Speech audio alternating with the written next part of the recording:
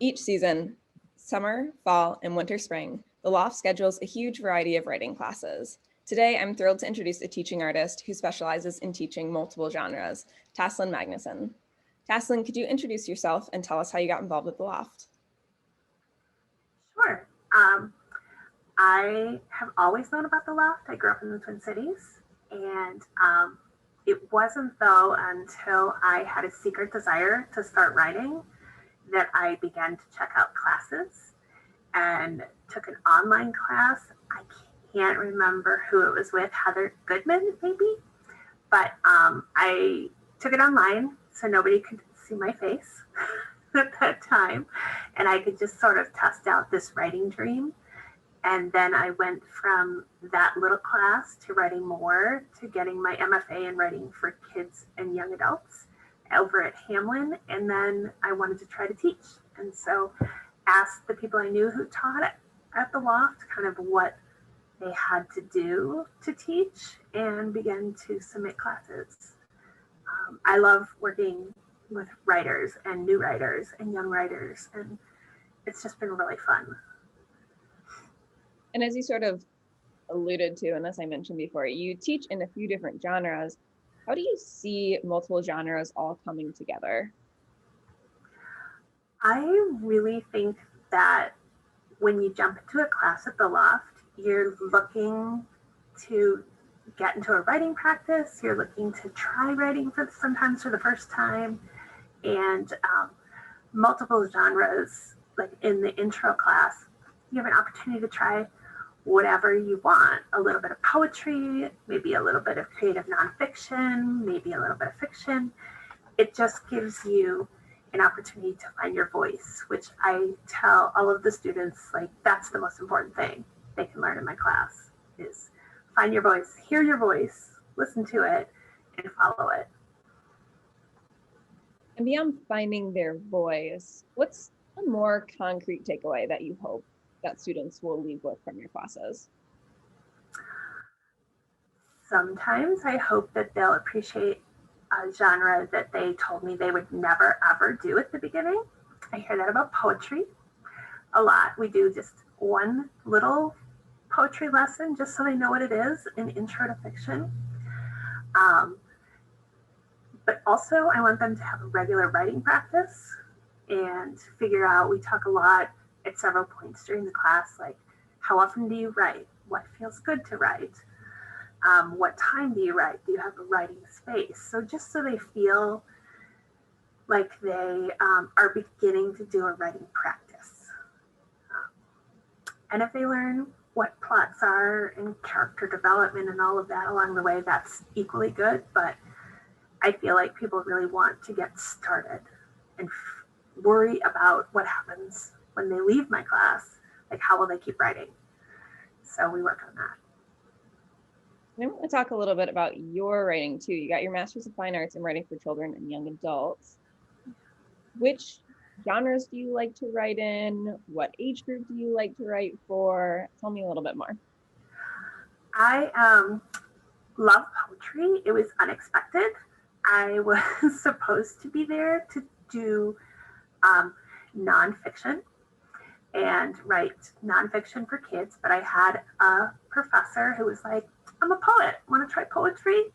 And it was like my language. It just made everything better. And so I started writing poetry, and that is really my first kind of love. I like middle grade. Next, I like the magic aspects and the kind of family just venturing out aspects of middle grade. And I really would love to be able to write a successful verse novel. I have written probably 4 drafts now of different verse novels, and none of them have worked, which is why I think I can teach about verse novels relatively well. I've studied how they work. So that's my goal. And how does teaching inform your practice? Oh, that's a good question.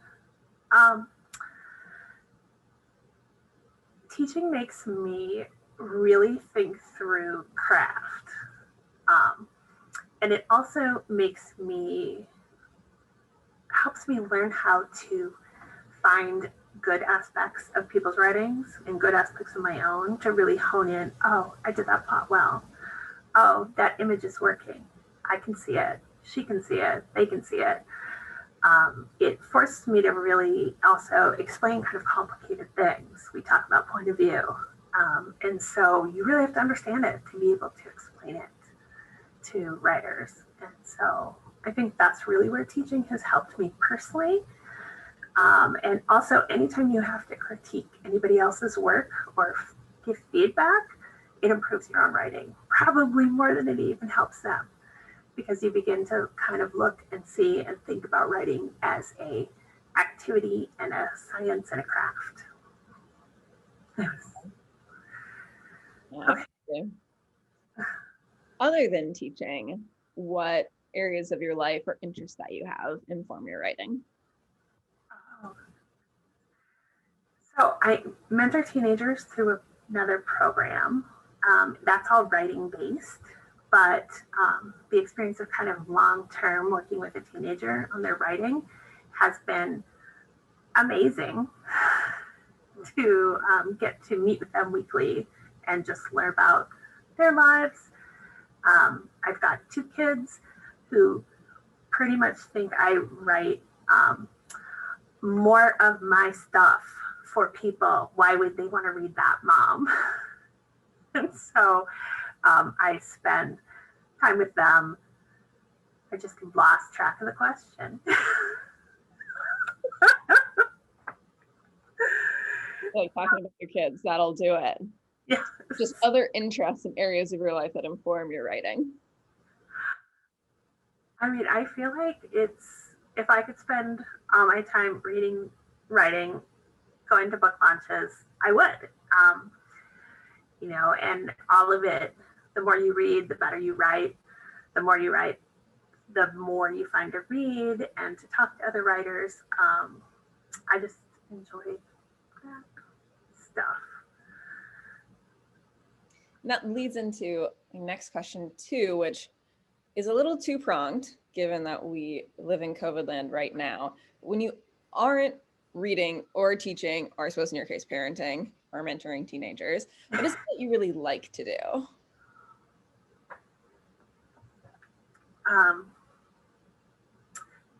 I like to watch true crime TV. Sadly, must admit that. We have dogs. I walk dogs. My husband and I like to travel when we can. COVID times, no thanks. But we have planned many trips, pretend trips, as we went along. I'm also politically active and try and support different movements and organizations in the Twin Cities. And I think that's really a very important part of what I've learned to be as a writer, is to listen to people and then to act in support of people. My kids get dragged to every possible protest we can go to. Yeah, I think being part of a community is where you get your stuff to write about, right? It's great people watching. Great people watching. And I think it's important to understand other people's viewpoints, and by engaging with different organizations and supporting different people in the community, I've learned to listen better. So one final question for you in this interview, the grand finale. What is it about the literary arts that really resonates with you? I just can't imagine not being creative. And with books, they're like entry points to worlds, mirrors, doors. They helped me survive as a kid. They helped me imagine a better world now. I just think it's the most important thing for me to maintain kind of my connection and self in the world. That sounds very vague. But I just can't, books have forgiven me everything. And connecting with writers have given me another level of kind of being in the world. And it's critical, and I wish more people had access to as many books as I have. I have gotten in trouble with my kids' friends sometimes, their parents, because I'm like, you need this book, take this book, you need this book. And I always buy books from the library because I want kids to have access to whatever books they might need and want. So you also act as like the friendly neighborhood lending library. Yeah. In the first weeks of COVID, our library shut down, and Prescott's like this small little town.